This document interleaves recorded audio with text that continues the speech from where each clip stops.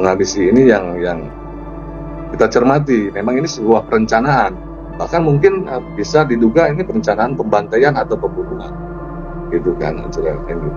Dan yang kami heran ataupun ditanya kenapa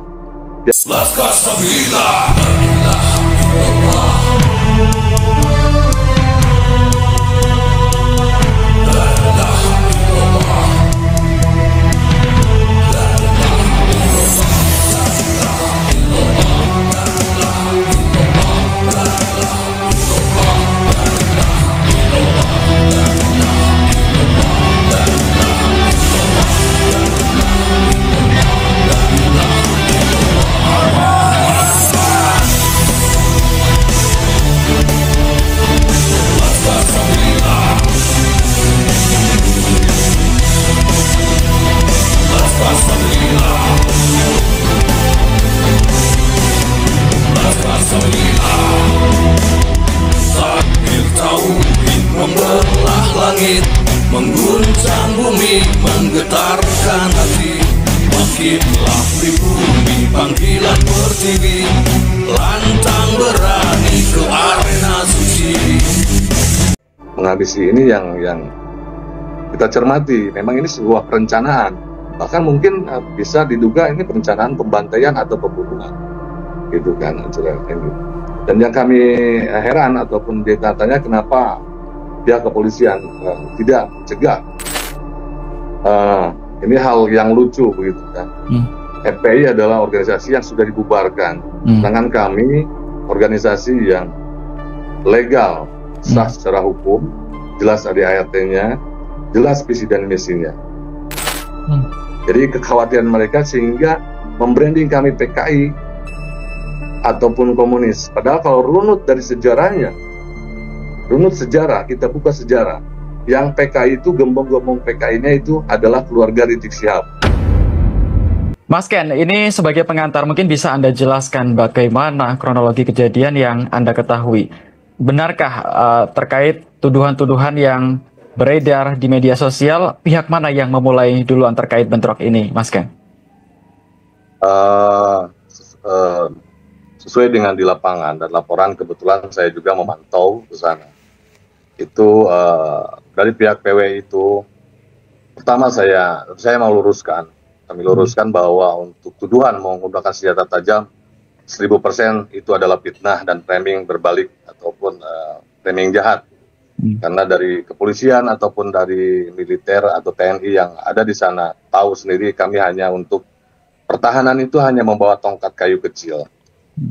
Saat kejadian saat itu ada beberapa negosiasi sambil orasi kebangsaan, sambil bersolawat di suatu masjid saat itu. Kemudian Laskar Sabilillah atau PWI memang sebelumnya menolak dengan hadirnya Rizik Syihab masuk ke area, bukan masuk ke area tempat, tapi mendekati supaya lebih didengar, maksudnya lebih didengar, tapi berbaris dengan tertib. Disaksikan oleh pihak kepolisian juga berbaris dengan tertib, berjalan sambil mengucapkan ya Jabaru ya Koharu. Namun tiba-tiba ada lemparan batu dari pihak sana. Ya ini yang memicu, yang memancing. Dia tidak tahu dari arah mana itu batu itu dilempar, kemudian mengenai salah satu itu yang memancing. Nah, kemudian terjadilah keributan. Dan mengenai membawa senjata tajam, itu kami sudah punya videonya dan foto-foto bahwa pihak mereka lah yang membawa senjata tajam, parang dan celurit. Sehingga korban kami mayoritas adalah korban atau hasil visumnya adalah bekas dari senjata tajam. Begitu. Oke, berarti korban yang dilaporkan ini memang ada yang berasal dari PWI-LS begitu, Mas Ken? Betul, dari PWI. Oke. Ya. Lalu berapa banyak massa yang saat itu hadir mendekati lokasi ceramah Habib Rizik untuk menyuarakan penolakan seperti itu? Untuk massa saat itu kurang lebih kami itu ada 2.000, kurang lebih. Namun yang mendekati itu tidak semua, paling sekitar 300-an, karena kami masih tahan di sana karena kalau terlalu banyak itu akan menimbulkan atau berpotensi gitu. Kami mengatur karena memang niatnya untuk berorasi, untuk menyampaikan penolakan gitu. Namun Baik. karena ada keributan begitu dengan spontanitas, yang laskar yang lain pun ikut menyusul begitu. Baik. Lalu ini kan terkait acara ceramah Habib Rizik, ini kan bisa dibilang juga apa ya istilahnya kegiatan untuk mengumpulkan massa dalam jumlah besar seperti itu karena pengajian seperti itu. Kalau dari PWILS sendiri sudah mendengar ada informasi terkait ceramah akan digelar di lokasi ini sejak kapan atau tempo hari apa namanya mungkin beberapa hari sebelumnya atau jauh-jauh hari sudah mengetahui Mas Ken? Ya, jauh-jauh hari sudah mengetahui, mungkin berapa atas semingguan, 2 mingguan gitu ya. Itu dari pengurus daerah Pemalang sendiri, karena ada kepala desa juga yang menolak gitu. Kami mengedepankan atau mengakomodir dari aspirasi masyarakat juga yang menolak dari kehadiran Rizik Syihab ini. Kemudian melakukan upaya menyurati pihak terkait menolak bahwa kegiatan tersebut. Nah, kemudian ada balasan dari pihak yang menyebutkan FPI Jawa Tengah itu membuat surat edaran. Di situ tersirat ada provokasi dan ajakan kekerasan di situnya. Ada tulisannya, kami sudah inventarisir, ada datanya, ajakan untuk menyeret, menghajar, dan menuduh-nuduh komunis seperti itu. Ya itulah berita mereka. Jadi setelah itu sudah tahu, tapi kita melakukan penolakan melalui PD Pemalang itu sendiri. Gitu. Oke, jadi memang keterlibatan PWGLS dalam penolakan Habib Rizik ini juga memang berawal dari masyarakat itu sendiri, dari Pemalang, seperti itu, Mas Ken ya? Betul, betul. Dan tokoh masyarakat juga di sana. Oke, lalu dari PWILS berusaha mengakomodir seperti itu ya? Betul. Oke, lalu sempat ada laporan juga bahwa PWILS ini menyurati kepolisian agar acara ceramah ini dibatalkan. Dan sempat ada mediasi juga katanya. Seperti apa mediasi itu, Mas Ken? Betul, berbagai upaya sudah kita upayakan. Dari pihak PD Pemalang setingkat kabupaten di sana mengupayakan mediasi ataupun komunikasi, koordinasi dengan kepolisian. Karena memang protap kita kalau melakukan apapun tetap berkoordinasi dengan pihak aparat terkait. Namun saat itu ada informasi dari sananya tidak begitu ada kejelasan ke subjek masalahnya. Kami pun berkoordinasi dari pihak PW juga, berkoordinasi dengan Polda, kemudian kami pun dengan Mabes Polri, karena ini ada potensi kegaduhan di masyarakat, supaya ada pencegahan. Namun sampai detik-detik terakhir dari pihak kepolisian, utamanya Polres, masih tetap terkesan memaksakan begitu. Oke, poin-poin apa saja yang disepakati saat mediasi antara PWILS dan FPI ini, Mas Ken? Bisa Anda paparkan mungkin? Menurut informasi ada beberapa kali mediasi ya, mediasi antara pihak PWI dan juga kita melibatkan dari masyarakat juga. Ada kesepakatan bahwa Rizik tidak dihadirkan ataupun tidak dinaikkan, disepakatkan. Kemudian kesepakatan terakhir ada bahwa FPI tidak boleh dimasukkan ke area, juga PWI tidak boleh masuk juga ke sana. Tidak ada pengerahan massa masing-masing. Namun yang terjadi FPI masuk di area di sana, gitu. Tapi di situ kita masih bisa meredam. Makanya hanya orasi-orasi di sekitar masjid, di masjid. Tidak, tapi itu ada kesepakatan hal itu, tapi FPI bisa masuk ke sana, begitu. Oke, kalau menurut laporan yang Anda ketahui atau informasi yang Anda dapatkan, pasti untuk acara semacam ini juga mendapat pengawalan dari kepolisian, betul ya, di sana ya? Betul. Anda melihat cukup banyakkah aparat kepolisian yang berjaga di lokasi? Menurut laporan di sana ada unsur Brimob juga, ada Ormas, di beberapa titik juga ada juga penjagaan ataupun pengawalan seperti itu. Oke, lalu berdasarkan kesepakatan kan tadi sudah ada beberapa poin yang disepakati antara FPI dan juga PWILS, termasuk tidak ada pengerahan massa dan sebagainya. Sementara polisi juga berjaga di lokasi.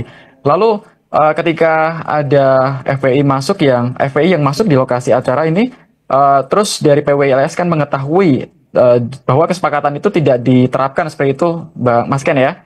Adakah penjelasan Betul. dari polisi mengapa mereka tetap diizinkan untuk masuk ke lokasi acara? Saat itu melakukan negosiasi lagi dari PW dari wilayah, pengurus wilayah kami di Jawa Tengah. Ada telepon dari Kapolres tempat untuk mendatangi Polres untuk negosiasi. Namun setelah pimpinan wilayah kami mendatangi Polres, malah Kapolresnya tidak berada di tempat. Bahkan ada justru Kapolresnya berada di lokasi. Jadi kesana kemari pimpinan wilayah kami sampai kembali lagi ke masjid tempat kami orasi saat itu. Jadi tidak ada kejelasan. Gitu. Oke, jadi masa membingungkan masa gitu kan. Ketika Polres mengajak mediasi atau ketemu dengan pimpinan wilayah kami, namun saat disamperin ke Kapolres di Polres ternyata tidak ada, tapi justru ada Kapolres ternyata ada di lokasi. Begitu. Oke, baik. Jadi situasi memang cukup kompleks dan memanas di lokasi ceramah ya, Mas Ken ya? Betul, betul. Oke, lalu tadi Anda mengatakan bahwa dari pihak sanalah yang justru membawa benda-benda yang diduga dipakai untuk melakukan kekerasan seperti itu. Berarti Anda sudah mendokumentasikannya ini sebagai barang bukti seperti itu? Ya, betul sekali. Kami sudah mendokumentasinya. Ada dokumentasi yang masuk ke kami, laporan bahwa celurit-celurit dan parang itu mereka pergunakan, dan bahkan foto-fotonya pun ada untuk sebagai barang bukti begitu. Oke. Padahal ini untuk semacam acara keagamaan seharusnya tidak diperbolehkan ya, Mas Ken ya. Lalu betul. Bagaimana harusnya? Ini kan juga mendapat pengawalan polisi. Mengapa masih, kalau dari pandangan Mas Ken sendiri, kenapa masih bisa lolos, Mas Ken? Padahal ini untuk acara keagamaan ternyata ada laporan yang membawa senjata tajam seperti itu. Pandangan saya ini seperti sebuah perencanaan, karena memang sebelumnya, sebelum pelaksanaan itu di medsos itu ancaman-ancaman dari FPI itu sangat masif. Ancaman-ancaman itu, dan kita sudah ada data-datanya, screenshot-nya, ada ancaman-ancaman dengan kekerasan, bahkan bahasa-bahasa yang tidak layak seperti itu. Ini sepertinya memang direncanakan. Apabila tidak direncanakan, tidak mungkin siap dengan parang-parangnya. Bahkan itu ada dari Madura, Sakera, itu ada videonya juga yang memang sengaja datang itu membawa dan memang niat untuk menghabisi gitu kan. Menghabisi ini yang kita cermati, memang ini sebuah perencanaan, bahkan mungkin bisa diduga ini perencanaan pembantaian atau pembunuhan gitu kan ini. Dan yang kami heran ataupun ditanya kenapa pihak kepolisian tidak mencegah dari awal, padahal sudah tahu ada potensi seperti itu. Sedangkan kami di area masjid, jelas kami karena tahu ada ancaman-ancaman dari media sosial menggunakan senjata tajam dan lainnya untuk menghajar, kami persiapan hanya untuk jaga-jaga hanya setongkat kayu, seperti itulah. Karena kami mencerminkan dari kedaerahan dan kewali songoan, seperti yang diarahkan oleh ajaran-ajaran kami dari asli Nusantara begitu. Baik. Kalau mendengar penjelasan dari Anda tadi, ini kan ketegangan memang cukup memanas ya antara kedua belah pihak ini. Lalu apakah sebelum adanya ceramah Habib Rizik ini memang FPI dan PWILS pernah terlibat perseteruan seperti itu, Mas Ken? Tidak pernah. Kami tidak memusuhi ataupun ada permasalahan dengan FPI, tidak ada. Karena kami anggap FPI kan sudah dibubarkan ya. Betul. Sudah dianggap sudah legalisasi, makanya ini pun dipertanyakan kenapa masih diperbolehkan dengan menggunakan atribut dan berkegiatan begitu. Kami tidak anggap, tapi yang menjadi permasalahan adalah saudara Rizik Sihabnya, karena itu yang menjadi permasalahannya dimanapun, karena kami menilai Rizik Sihab ini adalah provokator, karena dari track record sepanjang dari media-media digital itu bisa terlihat kami hanya sekedar melindungi, menjaga, membentengi anak-anak kami, keluarga kami, masyarakat kami dan umat kami dari hasutan provokasi-provokasi. Karena yang kami nilai saat ini ataupun dari dulu sampai sekarang hanya sebatas kekerasan dan provokasi, bahkan hasutan untuk membenci dari pemerintahan dan bangsanya sendiri. Bagaimana pemerintahan kita dihasut dengan begini begitu, seolah-olah menjadi objek masalah dan kesalahan. Nah, ini yang kami khawatirkan adalah anak-anak kecil, anak-anak remaja yang belum tahu masalah itu, kemudian terdoktrin dalam mindset pikirannya, akan membenci selamanya itu ke pemerintahan dan bangsanya sendiri. Nah, ini yang dikhawatirkan, gitu. Oke, jadi dengan FPI tidak ada masalah sebelumnya, hanya poinnya untuk mempermasalahkan kehadiran Habib Rizik seperti itu. Dan sebelumnya ini berarti untuk yang kemarin pertama kalinya Habib Rizik ke Pemalang, begitu Mas Ken? Sebelum-sebelumnya menurut informasi ada, namun kami saat itu belum ada reaksi atau gimana, karena memang kemungkinan berharap semua itu berubah ataupun sadar begitu. Baik, jadi memang yang dipersoalkan adalah kehadiran Habib Riziknya karena isi ceramahnya ya mungkin bagi masyarakat di sana dan juga PWILS menilainya dianggap provokatif, begitu ya? Betul. Kami tidak ingin anak-anak kami terdoktrin sejak dini dengan hasutan kebencian kepada pemerintah, kepada bangsanya sendiri. Oke. Lalu kemarin setelah kejadian ini, kemarin dari pihak FPI sendiri juga mengeluarkan beberapa poin pernyataan sikap seperti itu yang menyatakan bahwa salah satunya mereka seolah-olah menjadi korban penyerangan seperti itu. Mas Ken, bagaimana tanggapan dari pihak PWILS sendiri? Baik. Mungkin itu klaim boleh-boleh aja klaim sendiri, tapi fakta di lapangan kan lain. Setiap orang bisa, seperti halnya dilakukan FPI juga sering berorasi, berdemo, dan itu kami juga punya hak untuk berdemo, untuk menyatakan suara dan pendapat, gitu kan. Tapi dalam hal penyerangan itu nanti kita buktikan siapa yang melempar duluan dengan batu. Kami tidak ada membawa, sepanjang jalan itu bersih dari batu. Bahkan batu yang digunakan senjata itu yang sama anak-anak laskar dikembalikan justru dari pihak mereka yang melempar batu. Dan yang lebih tragisnya ini yang menggunakan senjata tajam. Begitu buasnya, begitu kejamnya, begitu brutalnya mereka menggunakan senjata tajam untuk menghabisi laskar-laskar kami dari PWI. Seperti tidak ada rasa perikemanusiaan. Ini yang dikhawatirkan. Inilah adalah hasil doktrin atau didikan dari Rizik Syihab, mendidik anak bangsa untuk berbuat seperti itu. Apakah ini negara akan membiarkan seperti itu generasi demi generasi? Makanya kami tidak ingin anak-anak kami, lingkungan kami terdoktrin dan terbentuk karakternya seperti itu. Begitu. Oke, lalu dari sekian banyak pernyataan sikap, ada satu yang mematik perhatian publik ini bahwa FPI mendesak Presiden Prabowo Subianto agar PWILS dibubarkan. Bagaimana respons Mas Ken? Ini hal yang lucu begitu kan. FPI adalah organisasi yang sudah dibubarkan. Sedangkan kami organisasi yang legal, sah secara hukum, jelas ada ART-nya, jelas visi dan misinya, jelas perjuangannya. Kami ingin membela dan melindungi warga Indonesia, sejarah bangsa Indonesia, marwah negara Indonesia, dan ulama-ulama Nusantara. Ketika ada kejadian ini adalah framing ingin dibubarkan, itu adalah bentuk kepanikan dan kekhawatiran dari pihak sana, karena kami tetap akan berjuang untuk mempertahankan marwah dan harga diri bangsa ini dari tidak sikap-sikap radikal ataupun pembelokan-pembelokan seperti itu. Oke, berarti Anda yakin Pak Prabowo ini tidak akan mendengarkan tuntutan dari FPI, begitu? Saya yakin, kami yakin, masyarakat luas akan menilai siapa PWI dan siapa mereka. Kami yakin, Allah akan membukakan semuanya. Allah akan membukakan. Saatnya Allah akan membukakan saat. Baik, terkait dengan sejumlah barang bukti tadi, video, rekaman, dan sebagainya terkait situasi saat bentrok terjadi tadi ada mengatakan sudah dikemas menjadi barang bukti, dan lalu apa langkah selanjutnya terkait kasus ini Mas Ken? Apakah ada rencana untuk membawa kasus ini ke jalur hukum?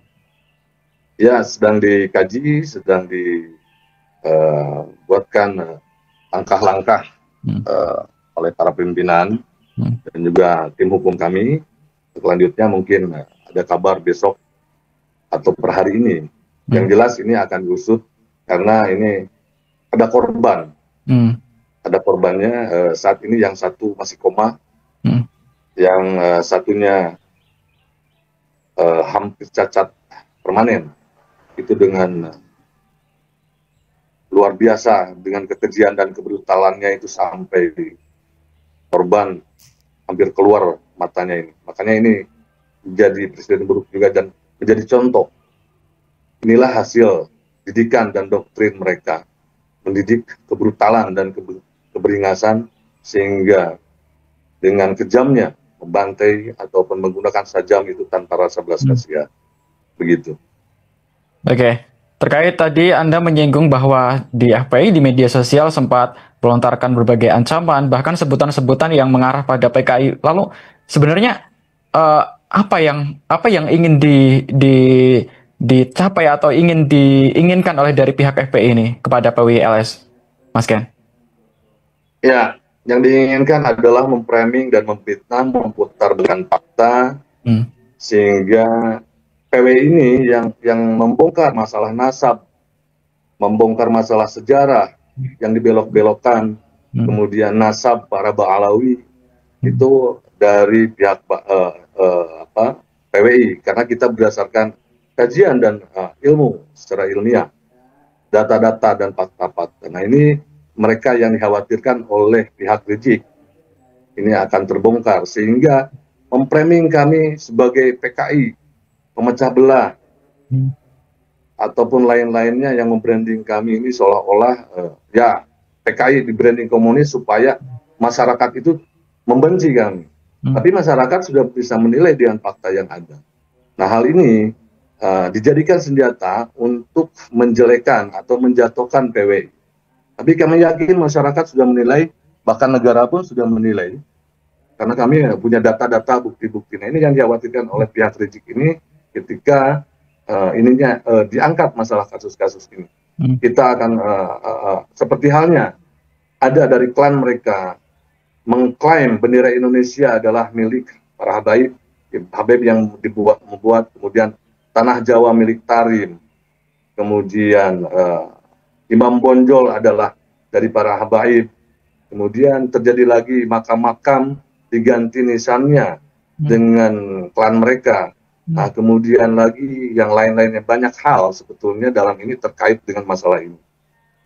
Jadi kekhawatiran mereka sehingga membranding kami PKI ataupun komunis. Padahal kalau runut dari sejarahnya, runut sejarah, kita buka sejarah, yang PKI itu, gembong-gembong PKI-nya itu adalah keluarga Rizik Syihab. Dari Madiun pun adalah klan Ba'alawi. Kemudian yang di Kalimantan, klan Ba'alawi. Terakhir Aidit itu marga Ba'alawi. Itu yang kalau dibuka sejarah.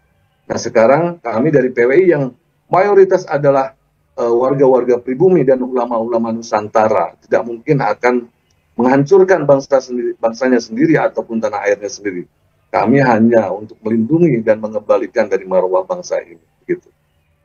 Baik, lalu terkait langkah atau rencana Anda untuk membawa kasus ini ke ranah hukum, ini lebih fokus ke penyerangan pada saat bentrok terjadi di lokasi ceramah atau terkait tudingan-tudingan di media sosial, framing-framing, dan juga yang dilontarkan FPI. Apakah itu juga akan masuk dalam ranah atau poin yang akan dibawa ke ranah hukum, Mas Ken? Ya, secara keseluruhan kita akan inventarisir yang bersinggungan ataupun mengandung delik, nanti akan kita proses seluruhnya.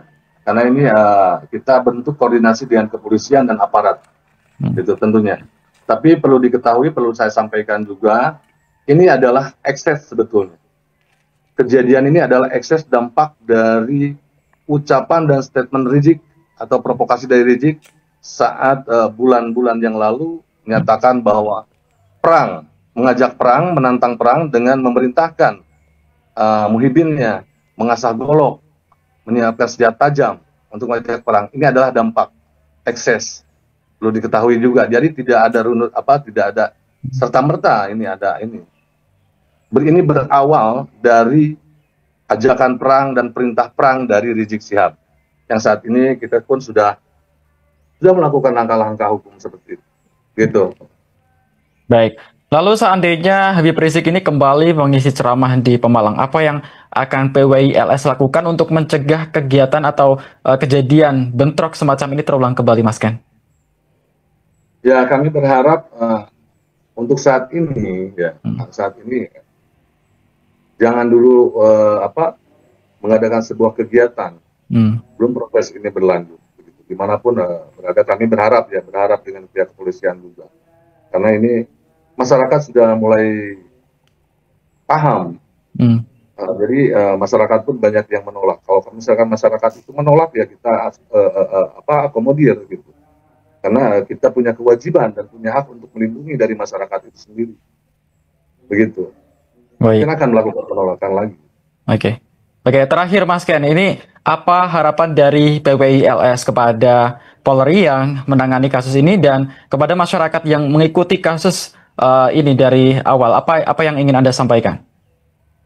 Baik, pertama saya mengharapkan kepada masyarakat bahwa masyarakat sekarang sudah cerdas dan bisa memahami situasi, bahwa sudah memahami terkait masalah ini, bahwa PWI berdiri atas ulama-ulama Nusantara, pribumi asli Nusantara yang tidak ingin negaranya, tanah airnya dikotori oleh radikalisme, rasisme, dan provokasi-provokasi yang mengajarkan kebencian terhadap pemerintah yang sah, ataupun kepada ulama-ulama kita, ataupun kepada pemimpin-pemimpin kita, pada warga ataupun masyarakat. Justru negara ini adalah aset kita.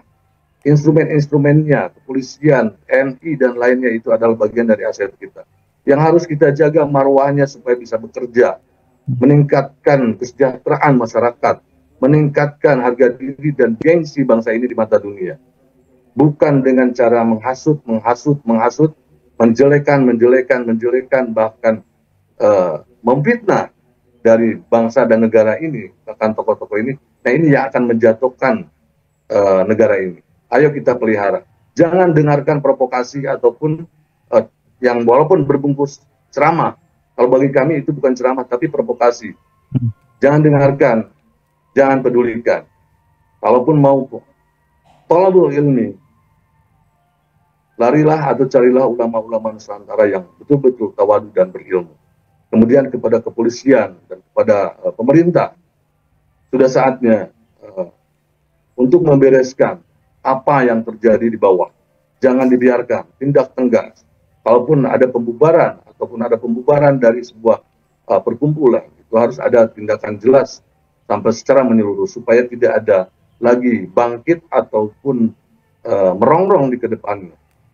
Terus terkait dengan Rizik Syihab juga dari pemerintah, mohon segera dibuatkan sebuah tegasan ataupun regulasi supaya tidak terjadi terulang lagi. Kami warga atau warga negara, kami sebagai warga negara atau bagian dari organisasi PWI LS di sini mengharapkan pemerintah melindungi anak-anak bangsa dari doktrin-doktrin dan mindset kekerasan, apalagi doktrin-doktrin untuk membenci pemerintahannya sendiri, bangsanya sendiri. Mau bagaimana generasi ke depan kalau dari sejak dini itu mendengarkan doktrin-doktrin seperti itu. Itu yang kami harapkan.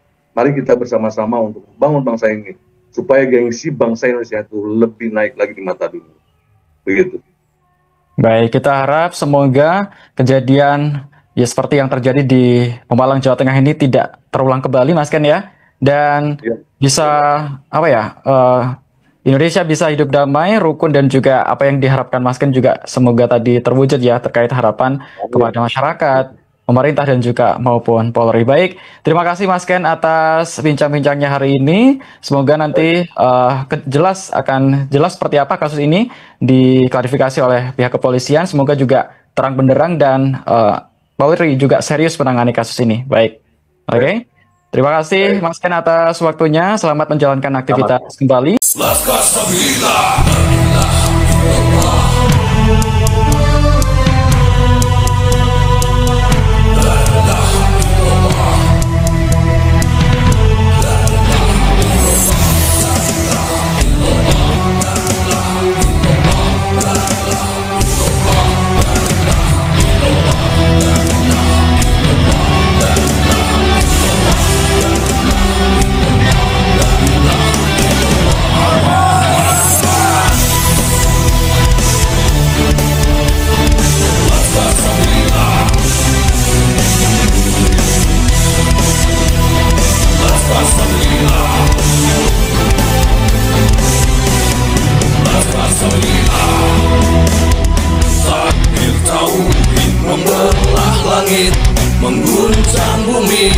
menggetarkan hati. Makinlah pribumi panggilan pertiwi, lantang berani ke arena suci. Assalamualaikum warahmatullahi wabarakatuh. Salam Bhinneka Tunggal Ika, salam dari Sabang sampai Merauke. Berbeda-beda tetap satu tujuan, salam Pancasila NKRI harga mati.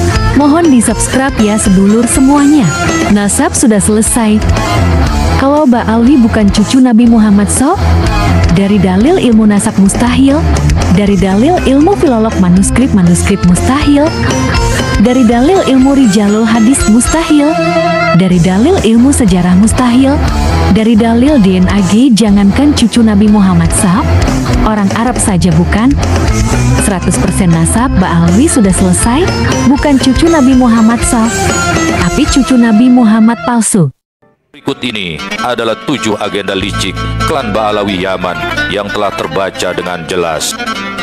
Pertama, Ba'alawi yang sengaja didatangkan kaum penjajah Belanda itu telah dikondisikan untuk mengaku-ngaku sebagai juriat Nabi Shallallahu Alaihi Wasallam melalui Ubaidillah atau Abdullah bin Said Ahmad bin Isa. Terbukti tidak terkonfirmasi keberadaannya. Kedua, Wali Songo yang penyebar Islam di Indonesia diam-diam diba'alawikan terlebih dahulu dengan mengubah manuskrip-manuskripnya. Ketiga, di fase ini mulai dilakukan framing dengan berbagai cara agar supaya orang Indonesia percaya bahwa Wali Songo itu memang termasuk ke dalam klan Ba'alawi. Salah satu caranya adalah dengan mengaitkan nasab Wali Songo melalui tokoh Abdul Malik Ajmat Khan hingga bersambung kepada Ubaidillah. Setelah diteliti, ternyata nama Abdul Malik Ajmat Khan yang konon berada di India ini adalah fiktif alias hoax, sama seperti Ubaidillah. Maka tokoh ini juga tak pernah ada alias fiktif semata. Keempat, sesungguhnya agenda licik yang ketika itu sudah mencapai tingkat keberhasilan yang hampir sempurna. Mayoritas orang Islam Indonesia percaya bahwa Wali Songo itu sama dengan klannya para habaib, yakni Ba'alawi, meski mereka tidak disebut sebagai Habib, sebab memang gelar Habib itu muncul di belakang hari. Pada fase keempat ini, Ba'alawi menyebarkan propaganda bahwa mereka, kaum Ba'alawi, adalah yang mengislamkan Indonesia. Maka janganlah heran bila terdengar doktrin seperti ini. Kalau kakek kami tidak ke Nusantara, niscaya kamu masih menyembah pohon. Kakek dimaksud tentu saja dihubungkan juga dengan Wali Songo yang sudah mereka nisbahkan ke dalam klan Ba'alawi Yaman. Kelima, apabila 4 poin strategi licik itu sudah berhasil, selanjutnya adalah tinggal upaya menggencarkan framing bahwa yang mengislamkan Nusantara itu adalah Ba'alawi yang juga juriatnya Nabi Shallallahu Alaihi Wasallam. Pada fase ini, mereka menunjukkan 2 keunggulan isu sekaligus. Di satu sisi mengaku sebagai cucu Nabi, yang kedua telah berjasa mengislamkan Nusantara. Maka oleh karena itu, mereka selalu gembar-gembor sebagai pihak yang paling berjasa di Nusantara dalam kaitan dengan islamisasi daripada suku atau kelompok manapun. Klaim inilah yang kemudian melahirkan doktrin kami Ba'alawi adalah majikan kamu. Keenam, supaya kemuliaan sebagai juriah Nabi Shallallahu Alaihi Wasallam bisa dimonopoli hanya oleh kaum Ba'alawi, tidak untuk juriah lainnya, terutama juriah Wali Songo, maka keluarlah doktrin Wali Songo memang Ba'alawi dan tentu juriat Nabi, namun terputus keturunannya karena hanya diturunkan oleh anak perempuan saja, dan itu tidak sah.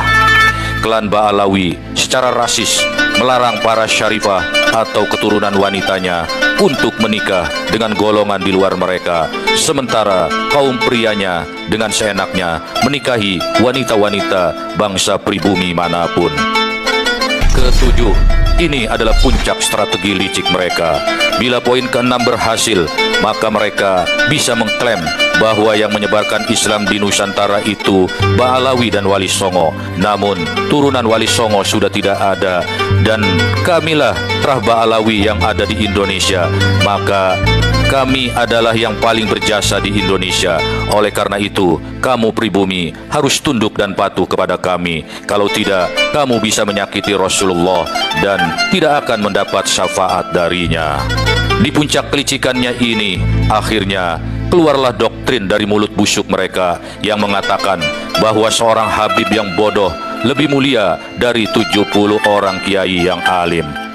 Kalau sudah sampai pada taraf ini, maka disadari atau tidak, kita harus yakin sepenuhnya bahwa secara praktis Indonesia telah dikuasai oleh klan Ba'alawi Yaman, baik secara sosial dan keagamaan, ekonomi maupun politik. Ketujuh upaya atau strategi licik Ba'alawinisasi itu nyaris saja berhasil.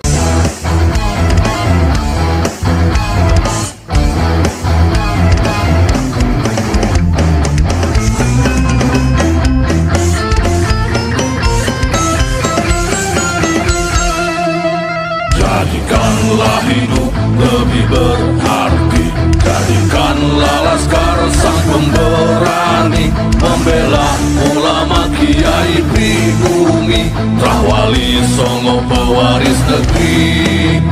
Gelora jiwa ini tak tertandingi, jangan coba-coba mengganggu negeri. Ulama kami terhina, kami pun tak terima, siap jihad jadi semboyan kita. Kami adalah laskar sabilillah, pecinta Wali Songo dan para anbiya, pewaris peradaban Islam di Nusantara hingga berkibar bangsa Indonesia. Kami perisai para ulama, sepenuh hati korbankan jiwa dan raga. Bila nanti tertulis jihad pilihan kami, Syahid bela agama dan negara. Kami terlahir di bumi pertiwi, terpatri suci sejarah negeri, korbankan darah nyawa leluhur kami. Jangan kau coba rubah dan kau pecundangi. Wali Songo adalah juriat Nabi, santun berakhlak berbudi pekerti, wariskan agama dan budaya Islami. Jangan coba nodai kami, bela sampai mati. Kami adalah laskar sabilillah, tak akan gentar meskipun berkalang tanah, demi bela agama juga bela negara. Ikhlas jihad dan Syahid bersama ulama, relakan kami pergi dan berjuang, jadi perisai Rahwali dan kebenaran. Meski harus berkorban nyawa satu di badan, demi kebenaran menang dan ditegakkan. Kami adalah laskar sabilillah, pecinta Wali Songo dan para anbiya, pewaris peradaban Islam di Nusantara hingga berkibar bangsa Indonesia. Kami perisai para ulama, sepenuh hati korbankan jiwa dan raga. Bila nanti tertulis jihad pilihan kami, Syahid bela agama dan negara.